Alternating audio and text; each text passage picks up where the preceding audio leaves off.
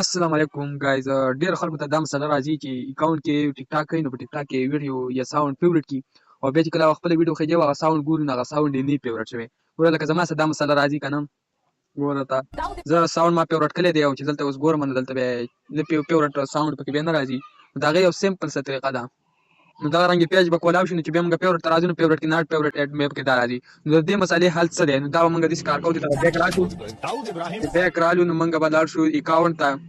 اکاونټ دی 3 ډاټ ټچ کړه لاړو نو سیټینګ اینڈ پرایویسی ته بلار شو.